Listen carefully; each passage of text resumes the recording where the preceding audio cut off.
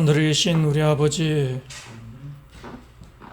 언제나 새로운 그날, 오늘 이 안식일을 저희에게 또 주시니 감사합니다. 아멘. 세상이 참으로 어지럽고 혼란스럽고 우리들이 판단하기에 너무나 어려운 이 시점에 살고 있습니다. 이러한 때에 저희들 오직 말씀으로 깨어 하나님의 그 진리의 말씀을 의지하고 다른 그 어떤 곳에도 현혹되지 않고 진리의 백성답게 반듯하고 바르게 살아갈 수 있도록 저희들에게 힘을 주시옵소서. 사람들을 향하여 언제나 겸손하게 자신을 낮추며 우리 예수님의 그 무화적인 사랑을 저희들도 실천하며 살 수 있게 해 주시옵소서. 오늘날 이 시대에는 참으로 말씀의 홍수의 시대에 살고 있습니다. 그러나 세상 사람들은 그 말을 들으려 하지 않고 있습니다. 오직 저희들의 올바른 행실 속에서 예수님을 발견하고자 하는 그러한 믿음의 중심이 있는 이 시점에 저희들 각자 마음의 옷깃을 여미고 예수를 믿는 사람답게 바르게 살게 해 주시옵소서. 주의 종을 단위에 세우셨사오니 말씀을 통하여 저희들 피차 간에 서로 은혜 받는 귀한 시간으로 인도하여 주시옵기를 예수님 이름으로 기도드립니다. 아멘.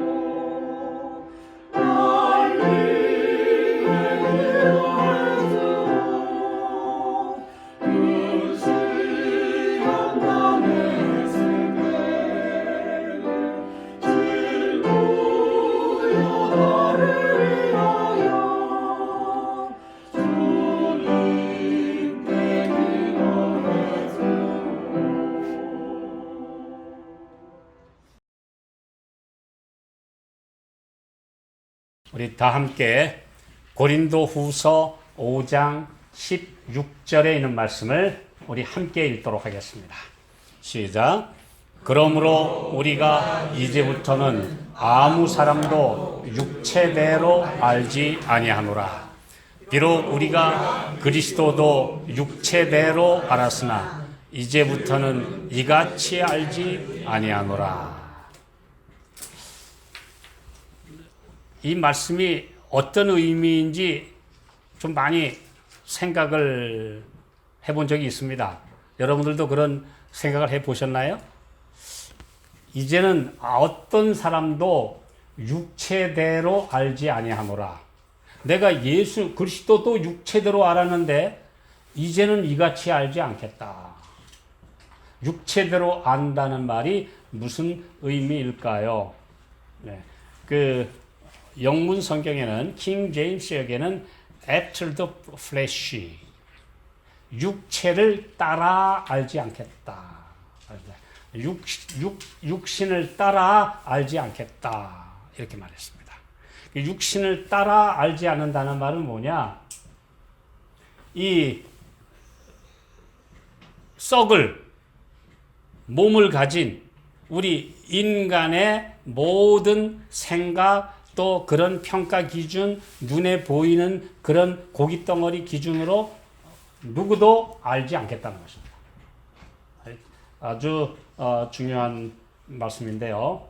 우리 이 물질계, 눈에 보이는 사람의 모습, 그 사람의 외적인 것, 학력, 외모, 가진 것, 또 그 다음에 뭐 이런 모든 그런 조건대로 내가 어떤 사람을 알고 평가하고 그렇게 하지 않겠다. 예수님도 그렇게 알았는데 예수님이 복 주는 분, 뭐 또 이런 식으로 생각했는데 그게 아니고 영적인 나에게 주시는 정말 예수님의 사랑과 은혜를 또 그 다음에 그 사람들이 가지고 있는 정신적, 영적 가치 그 기준으로 내가 생각하고 보고 또 대하겠다. 그런 말씀입니다. 육체를 따라 안다는 것은 눈에 보이는 것이 전부라는 그런 의미도 됩니다. 어떤 사람을 그 사람의 국적, 학식, 교양, 문화, 지위, 부요함, 뭐 외양의 매력으로 평가하지 않겠다고 선언했어요. 우리가 그런 식으로 평가하면 정말 훤칠하고 잘나고 부유하고 뭐 많이 배우고 또 지위도 있고 그런 사람들은 꽤 대단한 가치가 있어 보이고 그렇지 못하고 이제 늙고 병들고 초라하고 이런 사람들은 값어치가 없잖아요. 그 사람 뭐 대단을 뭐 그냥 본척 만척 하도 되고 그런 기준으로 절대 사람을 취급하지 않겠다. 심지어 그 남에게 도움을 받는 사람, 아주 불쌍해 보이는 사람, 이런 사람들을 아주 업신여기는 그런 육신적인 마인드, 육신적인 시야 이런 것은 나는 절대 갖지 않겠다라고 선언합니다. 잘생기고 키 크고 젊고 이런 사람들, 그 다음에 또 예쁘고 몸매 늘씬하고 아주 상냥하고 목소리도 곱고 뭐 교양 있고 이런 사람들만 우리가 사람으로 평가하면 도대체 극소수만 빼고는 나머지 사람들은 뭐 감나갈 게 뭐가 있어요. 더군다나 늙고 병들고 초라한 사람은 도대체 뭐 사람 값어치 취급받겠습니까? 네, 사도 바울은 그가 예수님을 알고 예수님의 그 아름다우심의 영적인 매력을 깨달은 다음에는 사람 속에 있는 품성의 가치, 예수님을 모신 그 인격의 아름다움, 그걸 보기 시작하니까 겉에 보이는 것들은 아예 평가 기준이 아니었다 이겁니다. 이젠 다 내버렸다 이겁니다.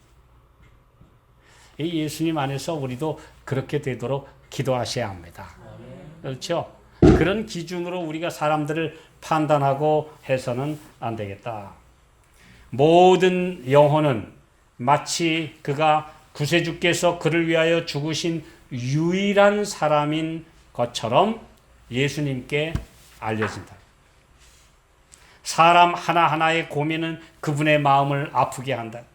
도움을 구하는 모든 사람들의 부르짖음은 그의 귀에 사무친다.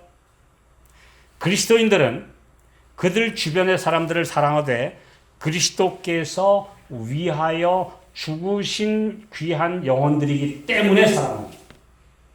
다른 조건이 없어요.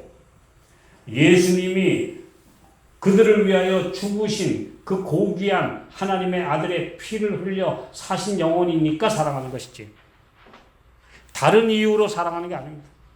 그런데 이 세상에서는 사람들을 대개 물질적 기준으로 판단하기 때문에 제가 어디 가보면 제일 좀 귀에 거슬리는 게 뭐냐면요, VIP라는 말입니다.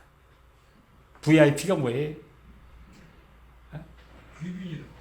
원래는 VIP는 옛날에 아무한테나 쓰는 게 아니었어요. Very important people. 아주 중요한 사람. 뭐 대통령이거나 아주 대단한 사람에게만 VIP 이랬는데 요즘에는 뭐 그냥 고객들 중에도 좀 돈 있고 많이 팔아주면 VIP 고객으로 VIP로 모시겠습니다. 그 VIP 대접 못 받는 사람은 어떻게 되는 거예요? 네. 그러니까 사람을 뭘로 기준으로 보는 거죠? 그 전에 제가 사업을 좀 할 때 하루는 은행 지점장이 찾아왔어요. 찾아와가지고 그래서 여기 어떻게 오셨습니까? 그랬더니 이제 우리 VIP 고객으로 모시기 위해서 제가 찾아뵈러 왔습니다. 그 VIP 그러더니 와서 하는 소리가 뭐냐 하면요, 우리 은행은 어차피 거래 금액 기준으로 합니다. 네. 얼마 이상의 예금과 뭐 이렇게 출납이 왔다 갔다 하는 사람은 VIP고 그 다음은 얼마 이렇게 금액 가지고 판단하는 거예요. 네. 그래서 그 VIP 고객이라는 게 뭘 의미하나 뭐 그냥 인사하고 보냈더니 그 다음에 딱 갔더니 창구에 서서 이제 돈을 입금하고 찾으려고 이렇게 서 있는데 사람들이 많아서 좀 기다리고 있는데 지점장이 이렇게 보더니 얼른 오더니 이리 오시지요. 그래가지고 안으로 데리고 들어가요. 지점장실로. 들어가더니 차 한 잔 드려. 어더니 통장 이리 주십시오. 이야, 조금 돈 많이 거기다가 갖다 예금해 줬다고, 조금 좀 많이 맡겼다고 당장 대우가 달라지는 거예요. 그러니까 이 세상 사람들이 어떻게 해서든지 돈 벌려고 그러고 어디 가서 대우 받으려고 그러고 그렇게 하는 거구나. 예. 그런데 이제 계속 그 대우를 받았는데 어느 날은 이게 사업이 잘 안 돼서 돈이 떨어졌는지 VIP 고객에서 떨어졌나 봐. 지점장이 오라 소리를 안 해. 제가 옛날에 오래전 얘기지만 사업을 하면서 여긴 철저하게 뭐로 평가받는다? 돈. 예, 완전히 돈으로 평가받는 곳이구나. 이게 얼마나 참 사람의 값이 그 돈 몇 푼에 매겨지는 건지. 그래서 오늘 사도 바울은 그리스도 안에 있으면서 철저하게 나는 이제 그런 육체대로 아는 것, 육체대로 평가하는 것, 육신적 잣대로 사람들을 아는 그런 모든 것 다 포기했다 이제. 모든 사람은 십자가의 프리즘으로 보면 너무너무 귀한, 천하보다 귀한 값어치가 있는 예수님이 피를 흘려 사신 영혼이기 때문에 너무나 귀하다. 그 기준으로 내가 모든 사람을 대하겠다. 이렇게 선언합니다. 이건 아주 우리에게도 귀한 말씀입니다. 사랑이 없는 그런 그리스도인이란 자체는 존재하지 않는다. 사랑이 없는데 그리스도인이다. 그건 존재하지 않는다. 그 그리스도인이 아니라는 얘기죠. 네. 사람에 대한 진정한 사랑이 없으면 하늘이 보시기엔 그리스도인이 아니에요. 크리스찬이 아닌 겁니다. 네. 그건 교인은 될지 몰라도 크리스찬은 아니에요. 그래서 왜냐하면 하나님은 사랑이시며 우리가 그의 계명을 지키면 이로써 우리가 저를 아는 것이기 때문에 그 계명은 사랑이기 때문에 사랑이 없다면 그는 하나님의 자녀가 아닌 것이다. 이런 말씀을 했습니다. 네, 오늘 이 말씀의 잣대를 나에게 적용시키면 오늘 내가 만나는 귀한 영혼들 다 예수님이 위하여 죽으신 귀한 영혼들이라는 그 사실을 생각하면서 보면 한 사람을 우습게 대할 수는 없습니다. 한 사람이 아무렇게나 평가되어서는 안 됩니다. 네. 심지어 1970년대까지만 해도 그 미국에서는 흑백 차별이 심했어요. 흑백 차별이 심했어요. 근데 그게 물론 마틴 루터 킹 목사가 암살되고 이제 드디어 흑백 차별이 공식으로는 없어졌지만 그런데 어떤 목사님이 보니까 아직도 자기가 이제 새로 부임해야 될 교회가 흑백 차별이 심하다는 얘기를 들었습니다. 그래서 그날 이제 얼굴에다가 검정을 좀 바르고 거뭇거뭇하게 하고 이제 다음 주일엔 그 교회에 부임할 목사인데 대충 옷 후줄그레하게 입고 예배 시간에 맞춰서 갔는데요. 아무도 환영 안 해주는 거예요. 그 큰 교회당에 안내하는 집사들도 이렇게 보더니 아예 그렇다고 이제 공식으로 들어가지 말라고는 못하니까 들어가거나 말거나는 아예 본체 만체하고 그냥 혼자 들어가서 앉았어요.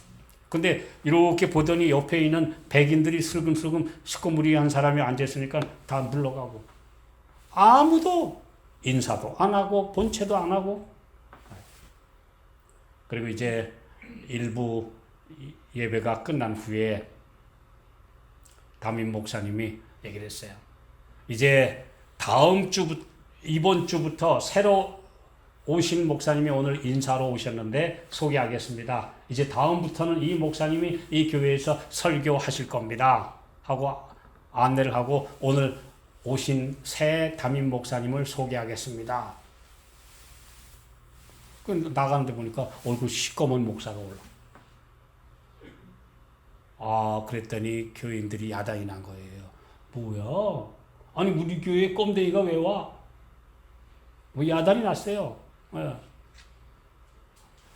네, 이분이 그날 눈물을 흘리면서 설교하면서 저는 솔직하게 백인이지만 오늘 흑인의 얼굴 피부를 좀 만들고 여러분에게 왔는데 이렇게 대한 예수님이 만약에 오늘 우리에게 이런 모습으로 오셨다면 여러분들 정말 예수님을 전부 다 내쫓았을 사람들 아닙니까? 아주 강력하게 그렇게 외쳤다고 하는 그런 이야기가 있습니다. 근데 오늘 우리가 육신대로 사람을 평가하면 그 사람의 진짜를 몰라요. 예수님이 그 안에 계신 보석 같은 그 귀한 존재들을 우리는 너무 가볍게 취급합니다. 주께서 우리에게 말씀하십니다. 모든 사람은 그리스도께서 위하여 죽으신 영혼이다. 그 말이 있습니까? 있습니다. 고린도전서 8장 11절 시작. 그러면 네 지식으로 그 약한 자가 멸망하나니 그는 그리스도께서 위하여 죽으신 형제라. 여기 나와 있죠? 네가 만약에 너무 그 우상에 대한 그런 개념 가지고 다 안다고 다른 사람들을 함부로 평가하고 막 그렇게 하면 그 사람 멸망하면 그는 그리스도께서 위하여 죽으신 그대의 형제인데 그를 멸망의 길로 네가 가게 하는 사람 아니냐? 이렇게 이야기하는 겁니다. 네. 오늘 우리가 사람들을 대한다는 건 참 어렵습니다. 전에 주일학교에서 어린이를 지도하는데 한 아이가 너무 말을 안 들어서 선생님이 나중에 화가 나가지고 내 이놈 너 같은 애들은 당장 오지 마 다시 오지 마. 근데 이 아이가 진짜 상처를 받고 나가서 교회를 떠났어요. 그가 늙음하게 다시 병들고 늦게 돌아와서 하는 말이 그때 그 선생님이 나에게 너 같은 애는 꺼져 다시는 오지 마 그런 말 한 것 때문에 내 마음에 못이 박혀서 제가 평생 교회 떠났습니다. 이제 늙음하게 다시 돌아왔는데 나 같은 사람이 다시는 없게 되기를 바랍니다. 그렇게 이야기를 했다고요.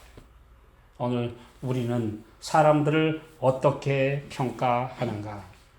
오늘은 우리의 사랑하는 가족, 형제, 자매들을 이 세상에서 보면요. 완전히 살덩어리 가진 고깃쯤으로 보고 그 완전히 육식동물처럼 그 먹으려고 달려드는 괴물들이 넘쳐나는 시대입니다.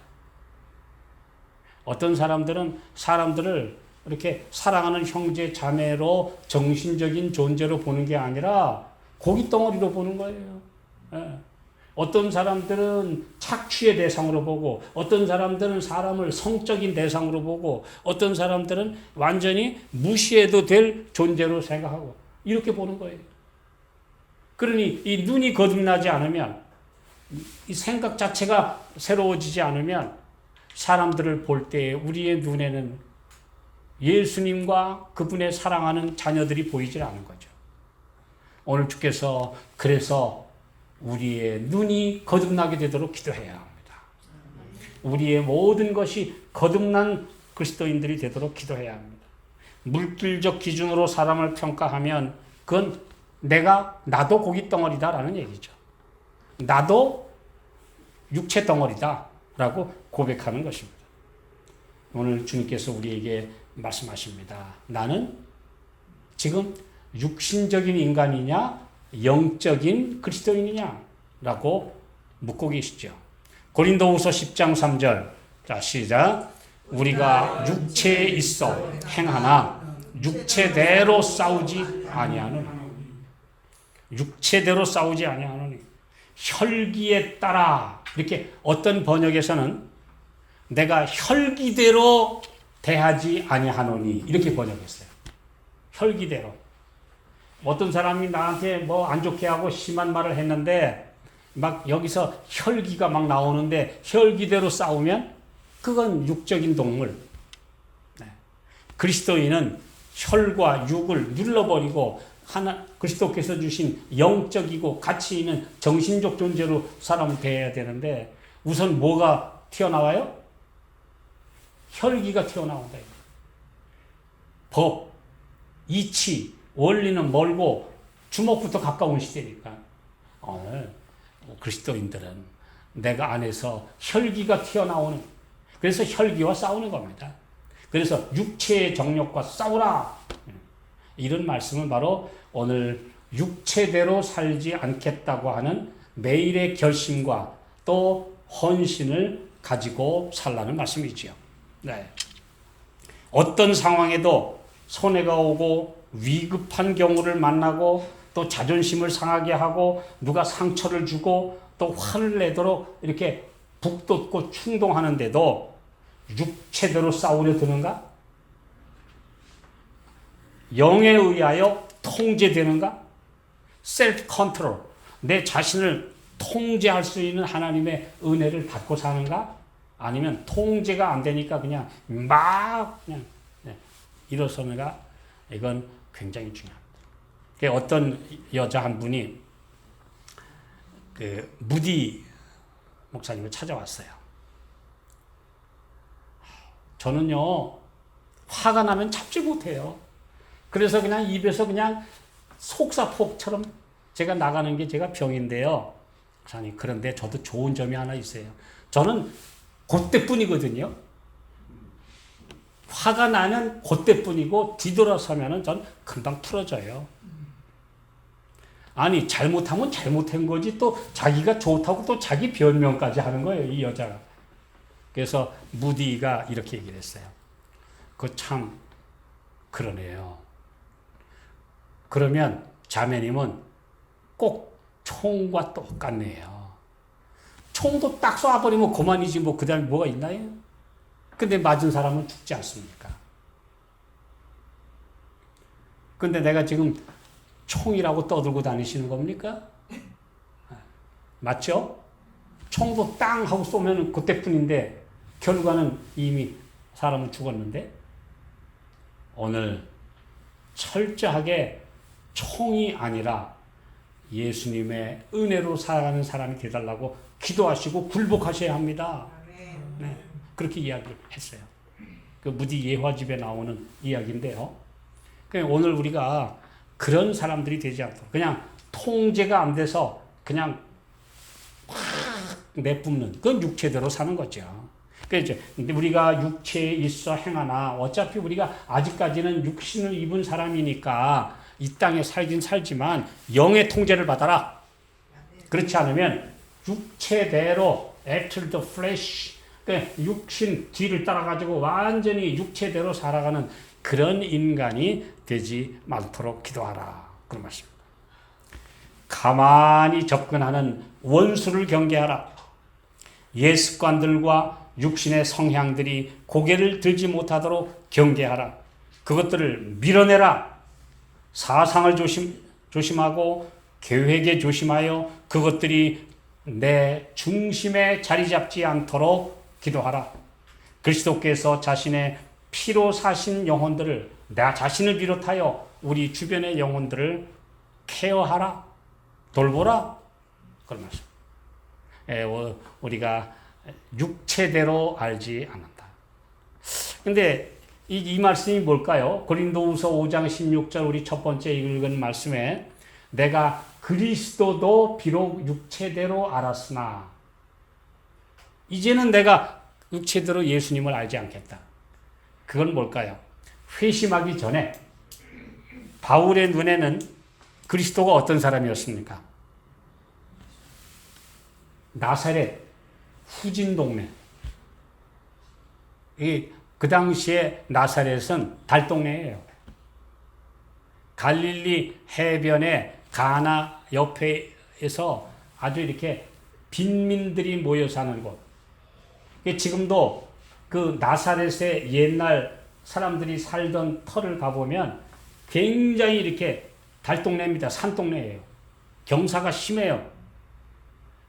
적어도 수백 호가 살고 있었던 그 달동네에 우물은 하나뿐이었어요. 우물 하나. 그 밑에. 그래서 그 우물에 매일 사람들이 서로 물 길어가는데도 그것도 아주 전쟁이었어요. 보나 마나. 왜냐하면 수백 가정에서 물 길어 먹어야 되는데 우물은 하나니까. 그래가지고 거기 사람들은 그 물 길어가는 게 매일 일과예요. 그럼 우리가 한번 상상을 해봅시다. 옛날에 그 아주 조그마한 달동네에 판자촌 같은 그런 조그마한 집들. 집 하나가 2평, 3평짜리밖에 안 되는 아주 조그마한 오막살이들이 막 다닥다닥 붙어 있는 나사렛 동네. 아주 정확하답니다. 저도 그 사진을 봤어요.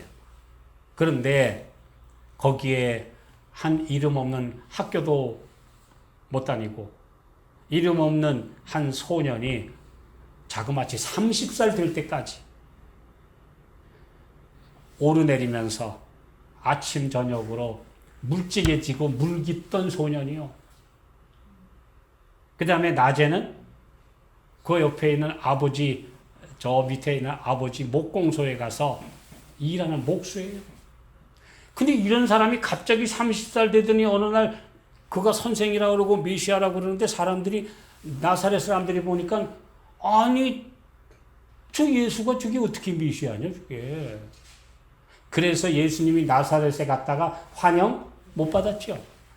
아니, 그 예수가 저 맨날 좀 착한 건 알아. 그래 봤자, 목수야, 쟤. 아버지한테 일 배워서 목수고, 직업이 목수고, 매일 무지개지고 오르내리던 그 녀석인데, 어느 날 갑자기 예수, 하나님의 아들, 도저히 이건 믿을 수가 없어요.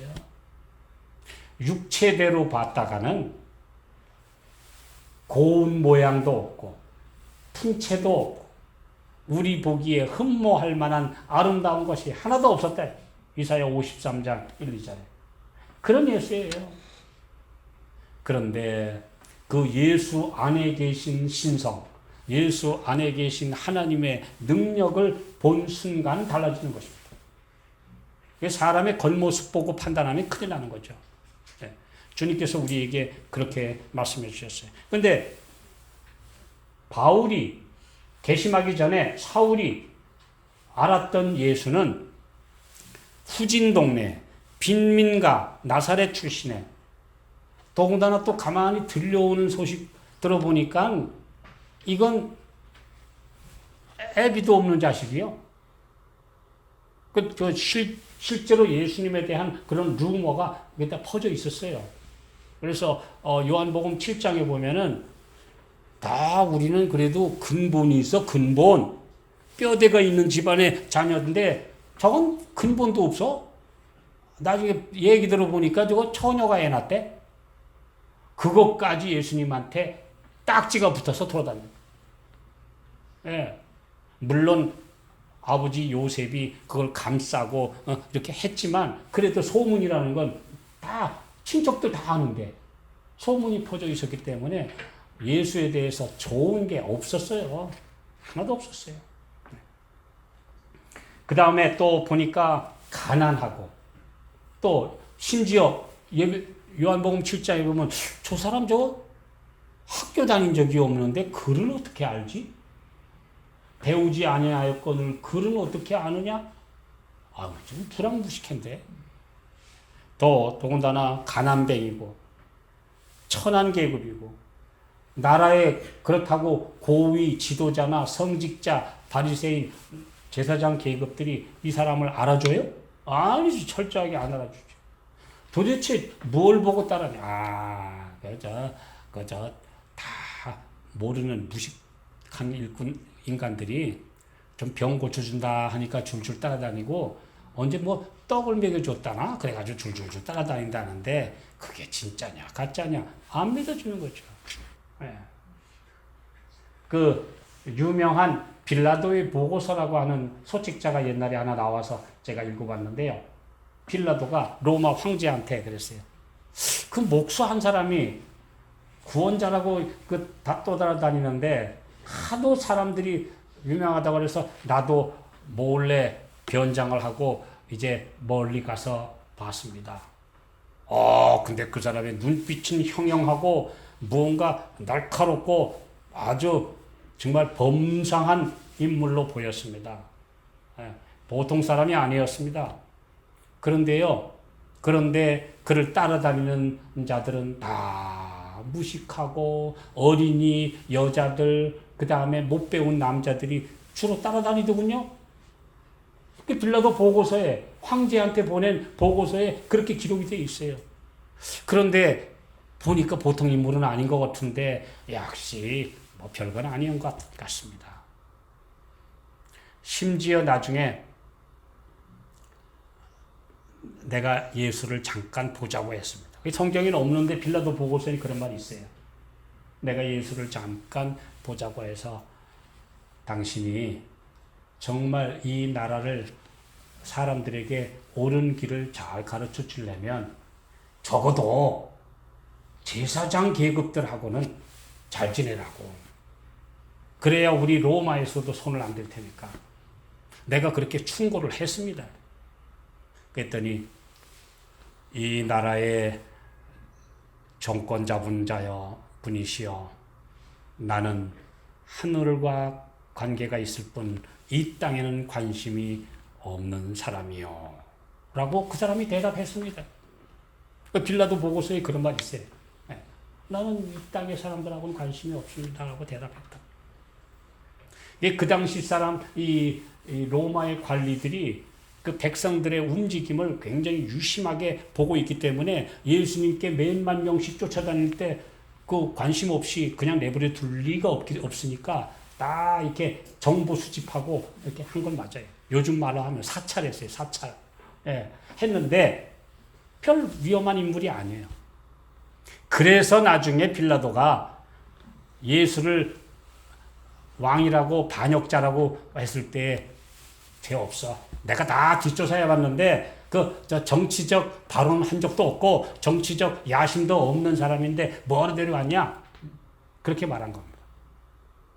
그런데도 결국은 백성들이 뒤집어 씌워서 그 지도자들이 예수님을 반역죄로 뒤집어 씌워서 십자가 처형을 하도록 한 거예요. 오늘 이 땅에 사람들이 전부 다 육체에 따라 사람들이 보는 관점에 따라 다 판단하는데 사도 바울이 볼 때는 성직자들한테 버림받고 나중에는 군중들까지도 그 사람을 따라다니더니 나중에는 다 배신해서 십자가에 못 박으셔서 처형시켜버린 그런 망한 인간인데 그러나 다메섹으로 가는 도중에 하늘의 빛을 받아 쓰러진 그 사울에게 바울아 사울아 사울아 네가 왜 나를 핍박하느냐 가시체를 뒷발질하기가 네게 고생이니라. 그래서 주여 니시오니까 나는 네가 핍박하는 예수라. 바울은 완전히 깨어졌어요. 그가 예수님을 바로 보고 난 다음에는 그분이야말로 바로 메시아예요. 그분이야말로 하나님의 아들이요 그들을 구원하실 분이에요. 오늘 우리에게는 달라집니다. 그래서 십자가의 도가 멸망하는 자들에게는 미련한 것이요 유대인에게는 거리끼는 것이로되 그를 믿는 자들에게는 십자가는 하나님의 능력이요 하나님의 지혜니라. 그렇게 말씀했어요. 고린도전서 1장. 자, 우리 말씀 하나 더 보겠습니다. 욥기 10장 4절. 자, 시작. 주의 눈이 육신의 눈이니까 주께서 사람의 보는 것처럼 보시리이까. 이미 구약에도 그런 말씀이 있죠. 사무엘상 16장 9절에 나 여호와는 중심을 보느니라. 나의 보는 것은 사람의 보는 것 같지 아니하니 사람은 외모를 보거니와 나 여호와는 중심을 보느니라. 하나님께서 사무엘에게 하신 말씀입니다. 이세의 아들이 8인데 그 중에 택한 아들을 오늘 선택하러 왔다. 그래서 제일 잘난 큰 아들 엘리야, 삼마 이렇게 쭉 데려오는데 보니까 아주 잘생겼어요. 어휴 쓸만하네. 그랬더니 지나 내가 이미 그걸 버렸느니라. 안 돼.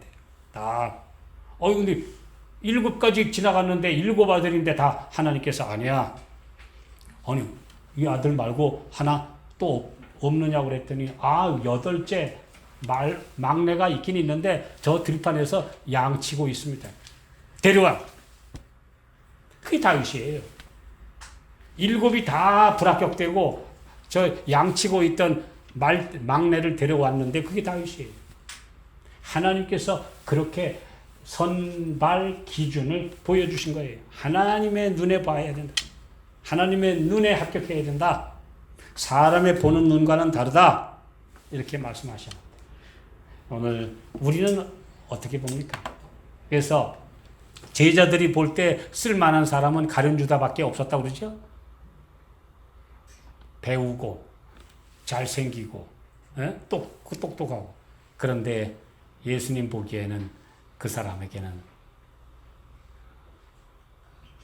전혀 하나님의 일꾼이 될 수 있는 그런 자격과 소질이 없었습니다. 마음이 없었어요. 우리의 눈이 영적 시력을 갖게 되면 이 물질주의 가치관으로 사람들과 사물들을 바라보지 않게 됩니다.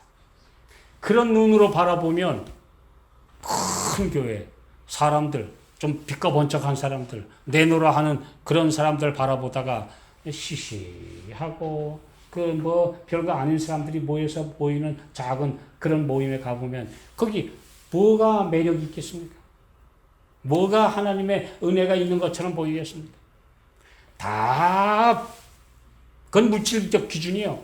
그건 육체적 기준이에요. 하나님의 말씀이 거기에 있는지, 진리가 있는지, 하나님의 영의 감동이 있는지, 성경과 일치하는지, 그게 판단 기준이 돼야 되는데, 이 세상은 전부 다 외적인 기준 가지고 판단하는 거예요. 거기에 마지막 하나님의 기별자들이 거기에 들어갈 수가 있겠습니까? 오늘 주께서 우리에게 말씀하고 계십니다. 우리의 옛 조상들조차, 저는 어렸을 때 초등학교 교과서하고 노래에 있었어요. 황금을 보기를 돌같이 하라는 말씀에 따라 유명한 훌륭한 장군 최영 장군 그런 노래가 있었어요. 그런데 그도 결국 이성계에게 결국 죽임을 당했어요. 충성스럽게 살고 황금을 보기를 돌같이 하라는 말에 따라 그렇게 신실했던 고려조 말기의 충신 정몽주나 최영 장군 같은 그런 사람들. 저는 어렸을 때 그 노래를 맨날 들을 때마다 황금을 보기를 돌같이 하라. 그건 옛날 사람들도 그런 교훈이 있었구나. 황금 보기를 돌같이 하라. 근데 오늘날 사람도 안 돼요. 그게 안 돼요. 참 어렵습니다, 이게. 그게 육신의 눈인데. 황금을 황금으로 보는 게 육신의 당연한 눈인데 그걸 돌처럼 보라는 게 얼마나 어렵습니까? 오늘 우리 주님의 백성들이 어떤 삶의 기준으로 살아야 하느냐.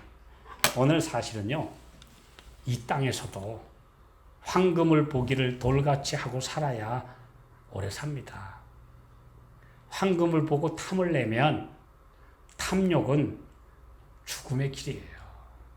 그렇잖아요. 욕심이 잉태한 즉 죄를 낳고 죄가 장성한 즉 사망을 낳는 거예요. 결국 그냥 망하는 길인데, 망하는 길인데. 오늘 이 세상에 우리는 어떻습니까? 요즘에 전부 다 사람들이 어디에 투자해야 돈을 버냐, 심지어 어떻게 비트코인을 사야 돼요. 비트코인은 이제 너무 비싸. 그러니까 무슨 다른 코인 없어? 근데 그냥 그 들락거리는 바람에 요즘에 사람들 골병 들고 있습니다. 이 세상에서도, 이 세상 가치 기준으로도 황금 만능으로 살아가면 죽어요. 병들고 경제, 스트레스 죽습니다.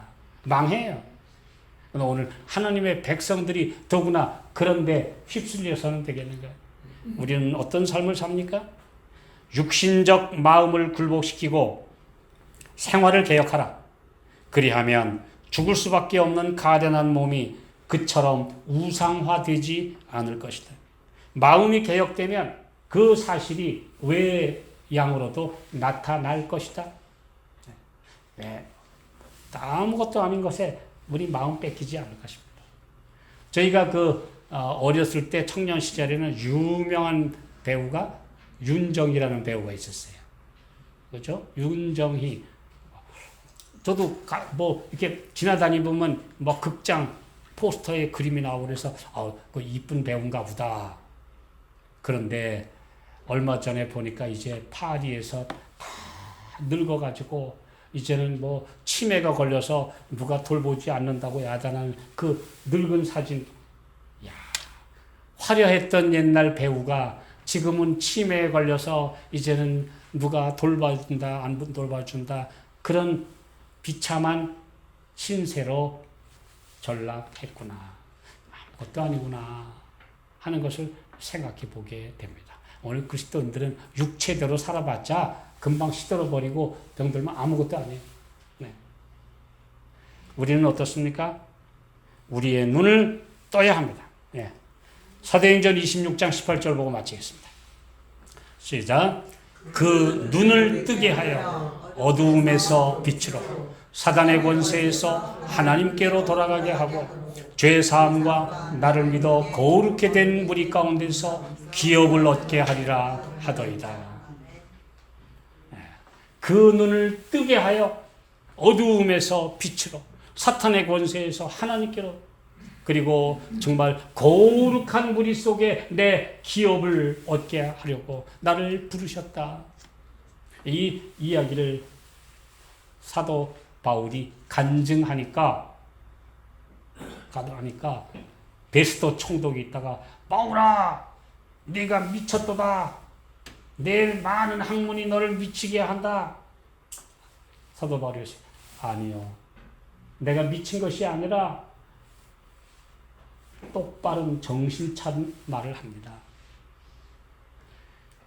그랬더니 아그리빠 왕을 향해서 아그리빠 3세예요. 그 사람이 유대 그 헤롯 가문의 마지막 왕자예요. 그 사람 대로부터 끝난 마지막 아그리빠 3세한테 아그리빠 왕이요 선지자를 믿으시나이까? 믿으시는 줄 압니다. 이 일은 한편 구석에서 이루어진 일이 아닙니다. 분명히 모든 사람에게 다 드러났습니다. 그랬더니 아그리빠가 당황해가지고 뭐라 그래요? 네가 작은 말로 나를 권하여 그리스도인이 되게 하려 하는도다.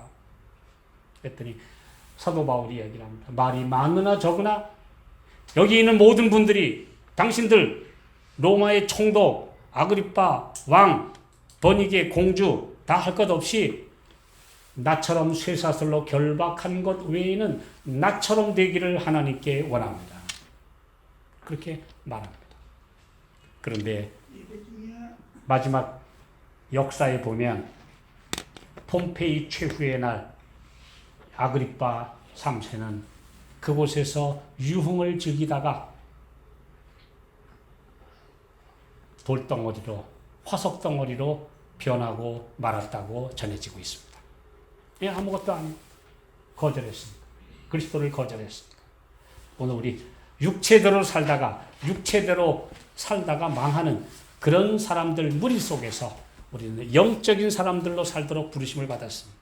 오늘 영적인 하나님의 자녀로 우리 모두가 살게 되시기를 바라면서 말씀 마치겠습니다.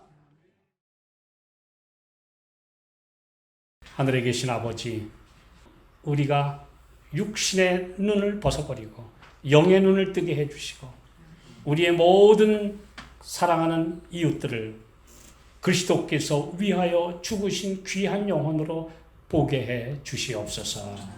예수님의 이름으로 간절히 기도하옵나이다.